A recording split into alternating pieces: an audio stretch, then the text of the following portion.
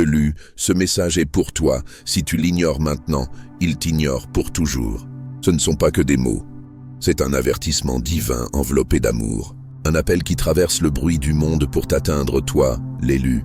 Tu vis dans un monde qui ne s'arrête jamais, qui te crie aux oreilles, rempli de tumulte. Tes yeux sont inondés de distractions sans fin. Ton cœur court après des ambitions hantées par la peur. Mais dans les moments de calme, dans le silence de ton âme, Dieu appelle. Pas parce qu'il est distant, mais parce que tu as dérivé. Le monde crie, mais le ciel chuchote. Seuls les silencieux peuvent t'entendre. Il n'a pas bougé. Il ne t'a pas abandonné. C'est toi qui t'es égaré. Il offre la paix, la vérité et la vie. Mais nous continuons à courir après le chaos, les mensonges et la mort. Et maintenant, à travers ce message, il parle non pas avec l'urgence de la peur, mais avec l'autorité de l'éternité. Ne confonds pas sa patience avec une permission. Aujourd'hui est ta fenêtre. Tu as peut-être pris son silence pour de l'indifférence. Tu penses peut-être que, parce que le jugement n'est pas venu, il ne viendra jamais. Mais le temps lui-même n'est que l'ombre de sa miséricorde. Tu respires parce qu'il le permet. Tu es en vie parce qu'il le veut encore. Mais tu vis toujours comme s'il était un mythe. Comme s'il ne voyait pas, n'entendait pas, ne se souciait pas.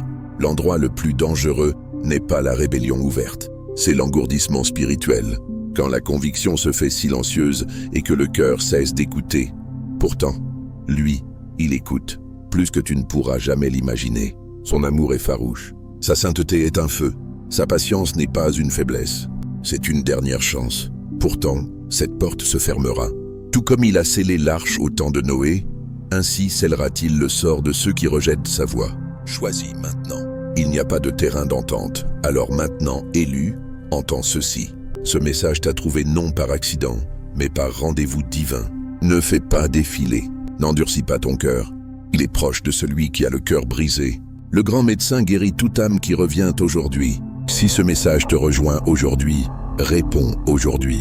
La procrastination est la voleuse de destin. Si cette parole a remué ton esprit, déclare ta disponibilité. Écris Amen dans les commentaires comme un pas audacieux vers l'appel que Dieu t'a donné. Et reste avec moi jusqu'à la fin.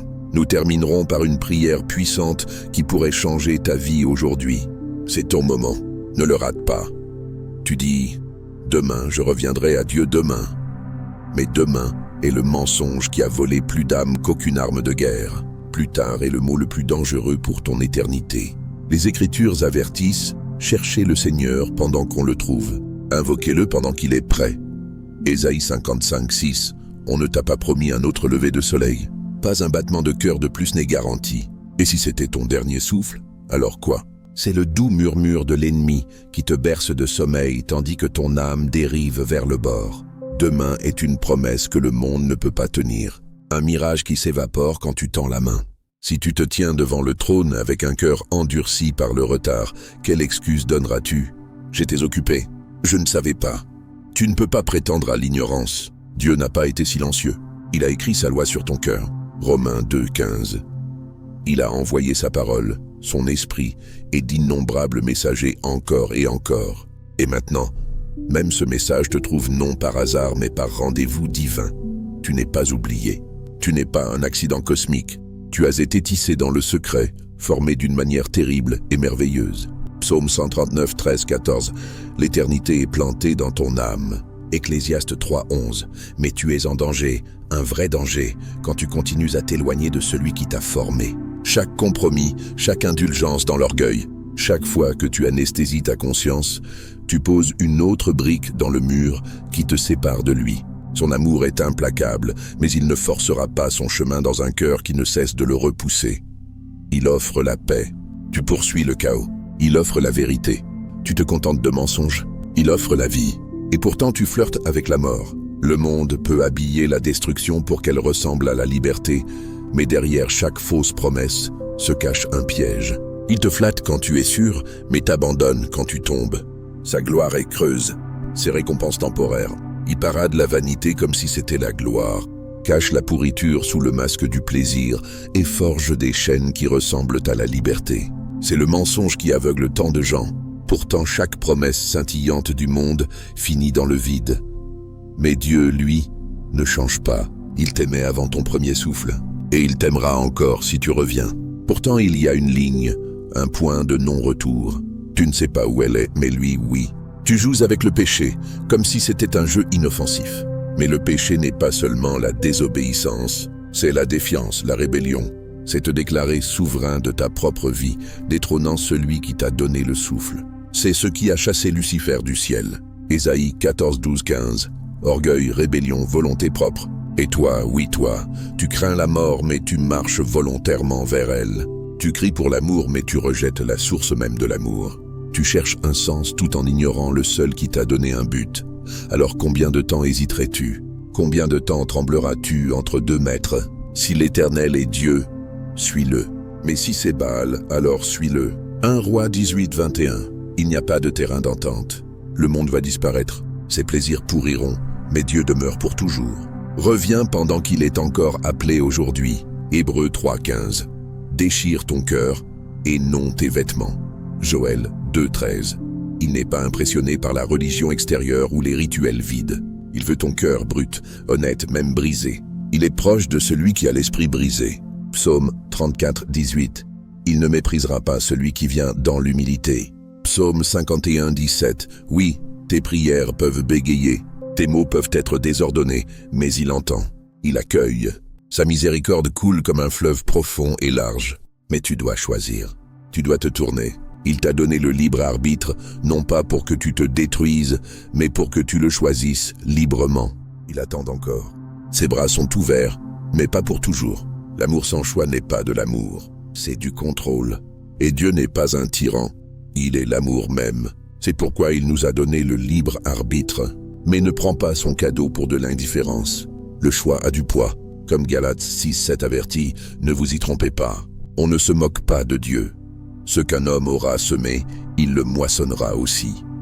Quand tu sèmes pour la chair, poursuivant des désirs égoïstes, nourrissant ton ego, te courbant devant le confort, tu plantes des semences de corruption. Cela peut sembler bon sur le moment, mais la pourriture attend de l'autre côté. Pourtant, si tu sèmes pour l'esprit, cherchant la vérité, marchant dans l'obéissance, t'accrochant à la grâce, tu moissonneras la vie éternelle. Tu penses savoir ce qui est le mieux, mais ta vue est limitée. Dieu voit ce que tu ne peux pas. Il voit chaque piège invisible, chaque trappe vêtue de charme. Il connaît les dangers cachés derrière ce qui ressemble à une opportunité. Il aspire à te conduire vers des eaux paisibles et à restaurer ton âme fatiguée. Psaume 23, 2, 3.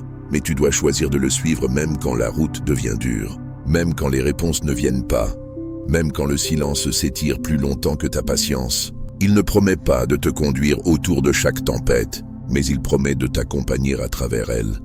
Quand tu traverseras le feu, tu ne seras pas brûlé et la flamme ne te consumera pas. Ésaïe 43, 2.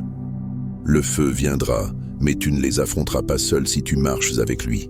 Pourtant, chaque fois que tu fais taire sa voix, elle devient plus faible. Chaque fois que tu repousses la conviction, ton cœur s'endurcit. Et il arrive un moment terrifiant, où tu ne ressens plus l'attraction, quand le péché semble normal, quand l'absence de Dieu semble confortable. C'est l'endroit le plus dangereux où une âme puisse être, engourdie, immobile, inconsciente. Mais même maintenant, ce message est un appel au sauvetage, non de condamnation mais d'amour. Le genre d'amour qui avertit bruyamment, qui crie à une âme errante avant qu'elle ne marche d'une falaise. Le genre d'amour qui dit « Arrête, retourne-toi, rentre à la maison ». La procrastination est la voleuse de destin. Le moment parfait ne viendra jamais. Viens maintenant.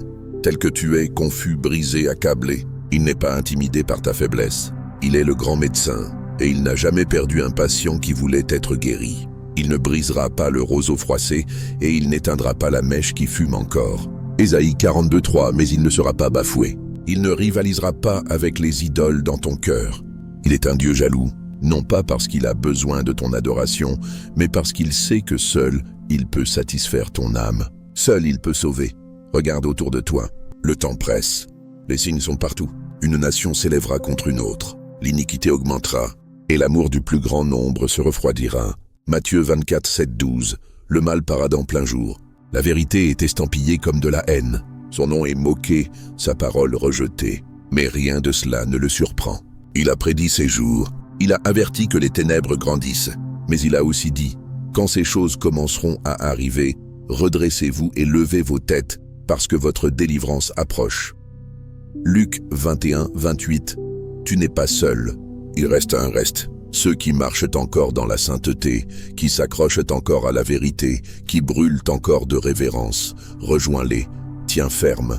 Le monde est bruyant, mais son chuchotement parle encore si tu veux bien écouter. Il parle dans le silence, il chante sur toi pendant que tu dors. Sophonie 3.17. Tu te demandes pourquoi les gens prennent Dieu pour acquis. Pourquoi ils oublient celui-là même qui a insufflé la vie en eux.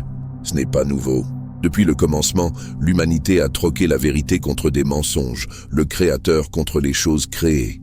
Mais Dieu voit, il connaît chaque motif, chaque masque. Et bien que sa miséricorde s'étende au-delà de la compréhension, elle ne sera pas bafouée pour toujours. Les gens prennent souvent Dieu pour acquis, non pas parce qu'il est caché, mais parce que leurs cœurs s'engourdissent. Ils le traitent comme une routine, une clé de secours pour les urgences, oubliant sa sainteté. Les Écritures nous donnent des rappels graves. Saül, qui a été oint mais a tout perdu quand il a plié la parole de Dieu pour l'adapter à sa propre volonté. Et Déma, qui a abandonné son appel parce qu'il aimait le monde présent davantage. 2 Timothée 4:10. Leurs histoires prouvent que la force sans Dieu est une faiblesse déguisée et que le succès sans lui est un effondrement enveloppé d'applaudissements. Pour certains, il n'est que le Dieu des urgences, invoqué quand la tempête frappe, mais ignoré dans le calme. D'autres le remodèlent en une image qui convient à leur confort, le réduisant à un rituel ou une tradition. Et l'orgueil est la racine. Quand le succès arrive, ils en revendiquent le mérite. Quand l'échec arrive, ils rejettent la faute sur Dieu. Mais dans les deux cas, leur cœur dérive de celui qui soutient leur chaque souffle. Et ainsi leurs cœurs s'engourdissent. Leurs oreilles s'ajustent pour ne plus entendre sa voix. Sa longanimité n'est pas une permission. C'est ta dernière porte ouverte, mais il n'est pas absent. Il est saint. C'est le même Dieu qui a dit que la lumière soit, et la lumière a déchiré le néant. Le même Dieu qui a sculpté les montagnes d'une parole et a fixé les étoiles en place par son souffle. Au ciel, des créatures qui n'ont jamais péché se couvrent encore le visage devant lui, s'écriant « Saint, Saint, Saint est le Seigneur Dieu, le Tout-Puissant ». Apocalypse 4:8. Et pourtant, nous le traitons comme une clé de secours, seulement saisie quand les portes se ferment violemment. Il n'est pas un Dieu des urgences. Il est le Dieu de chaque souffle que tu tires, de chaque battement de ton cœur, de chaque moment que tu as jamais vécu. Il soutient des galaxies et chuchote encore ton nom. Non pas parce qu'il le doit, mais parce qu'il le choisit, parce qu'il aime. Mais quand l'amour est mal interprété, quand la grâce est confondue avec du permissisme, quand la révérence se transforme en routine, quelque chose commence à changer. L'âme dérive, le cœur commence à oublier. Et la voix de Dieu devient à peine plus qu'un bruit de fond. Pourquoi? Parce que les gens se tournent vers l'intérieur. Ils poursuivent leurs propres rêves, bâtissent leurs propres empires, et quand le succès arrive, ils disent « Regarde ce que j'ai fait ». Et quand la vie s'effondre, ils demandent « Dieu, où étais-tu » Dans les deux moments, ils oublient. Il est le fondement sous tout cela. En lui, nous avons la vie, le mouvement et l'être. Acte 17, 28, c'est l'orgueil qui a endurci le cœur de Pharaon, même face au miracle. L'orgueil qui chuchote encore « Je n'ai pas besoin de Dieu, je maîtrise cela ». Mais l'orgueil est un menteur.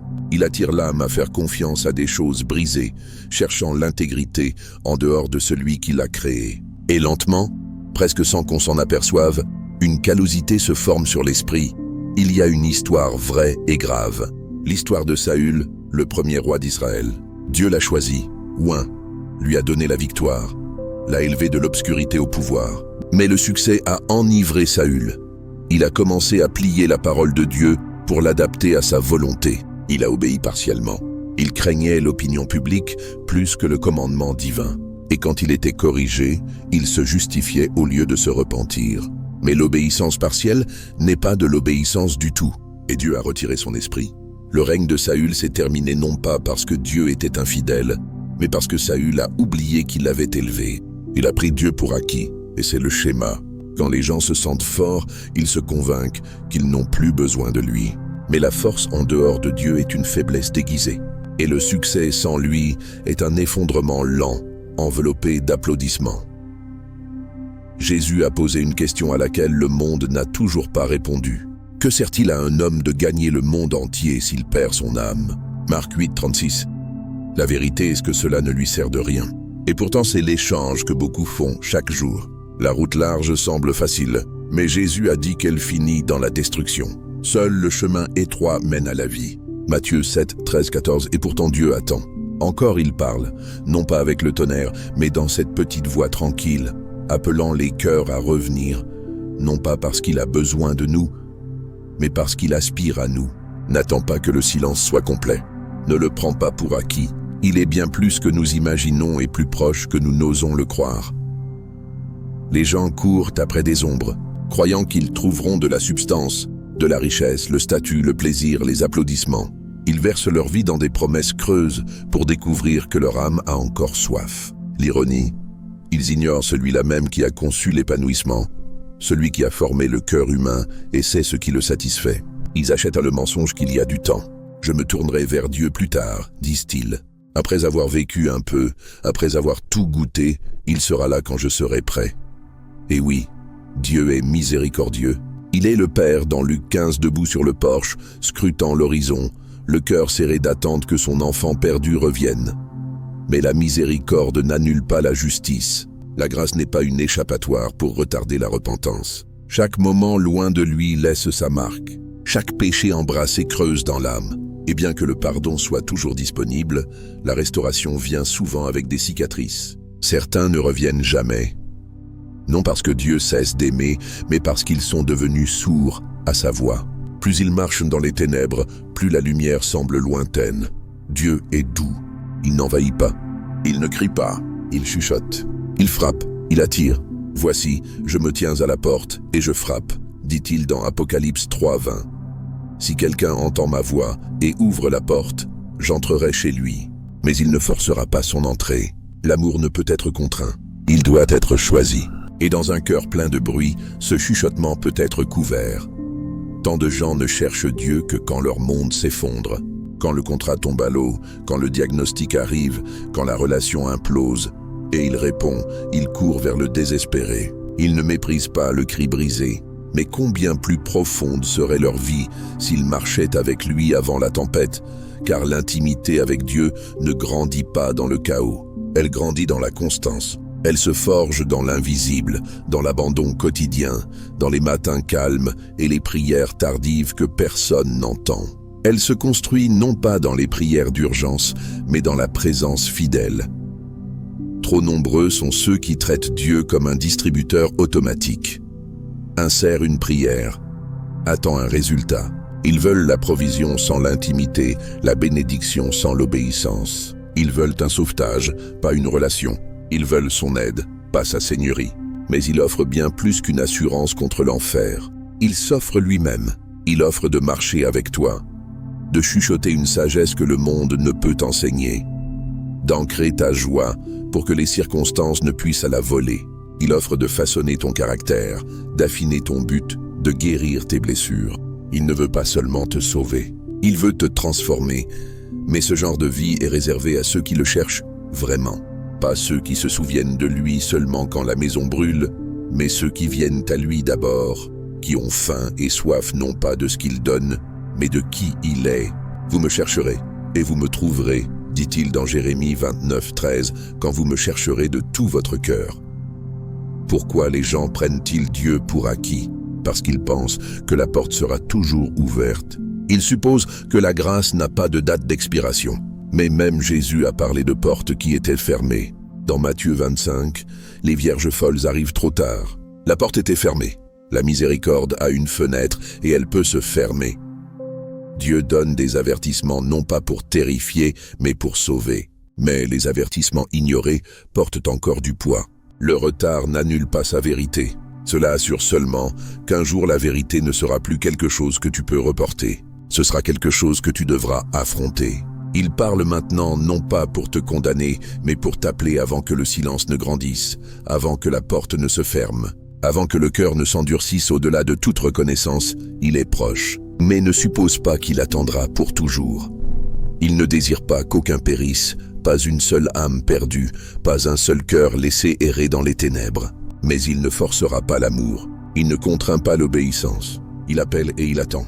Mais quand cet appel est ignoré encore et encore, le cœur commence à refroidir. L'âme ne se brise pas d'un coup. Elle s'estompe tranquillement, graduellement.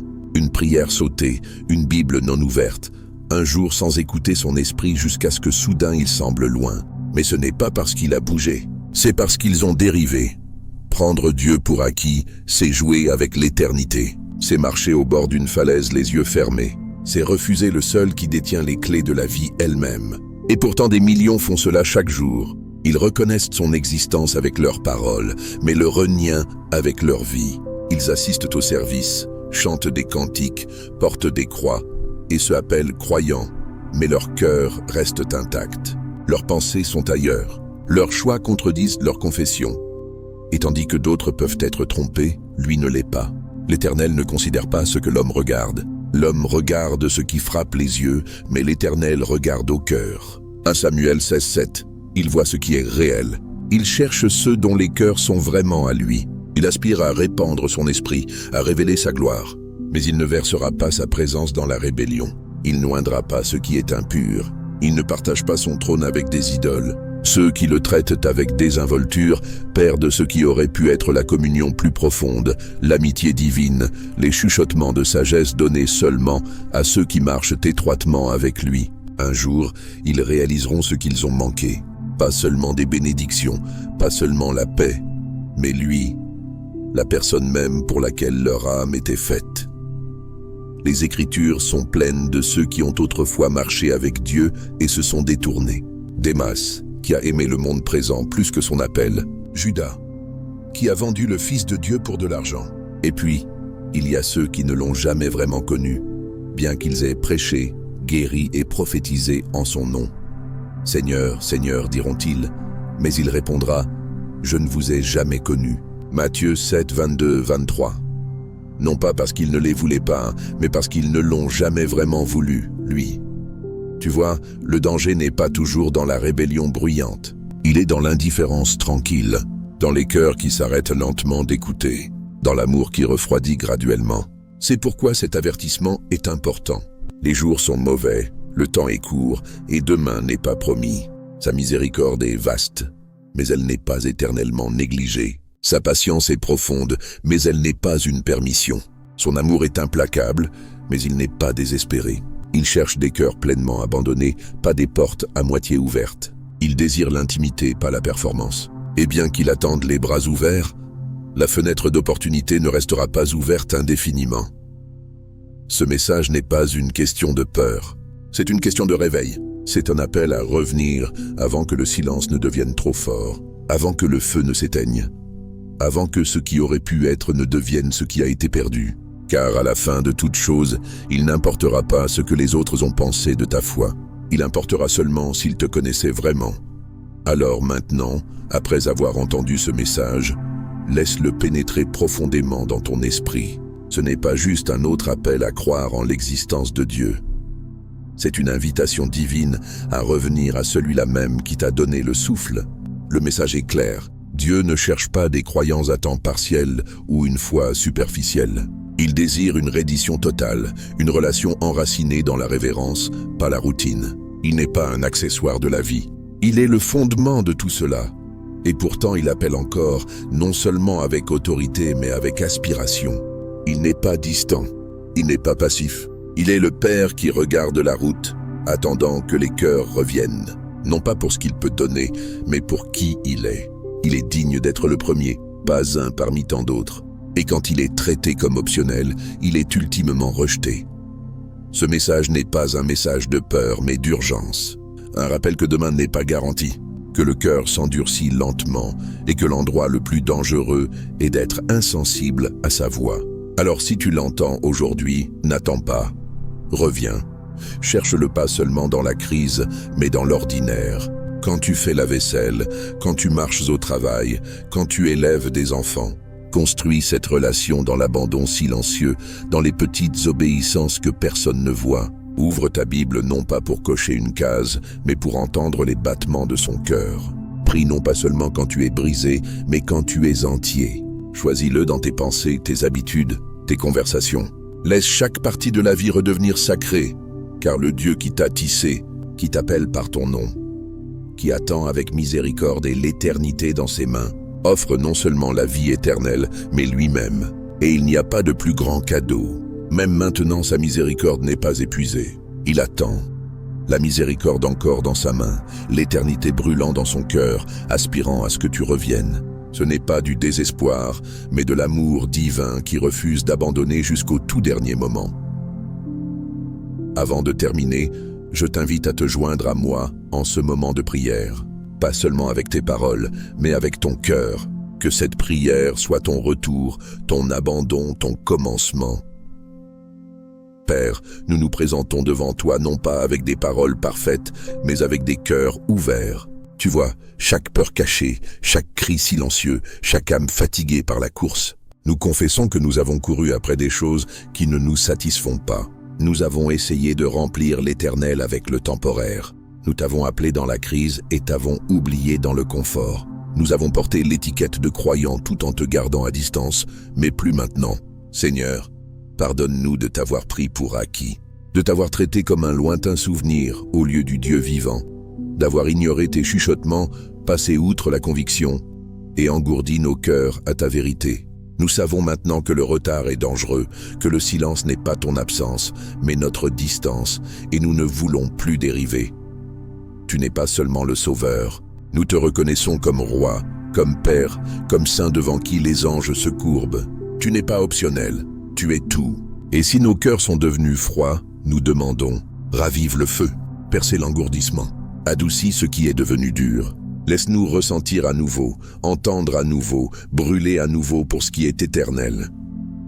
Tu ne cherches pas la performance, tu cherches l'abandon.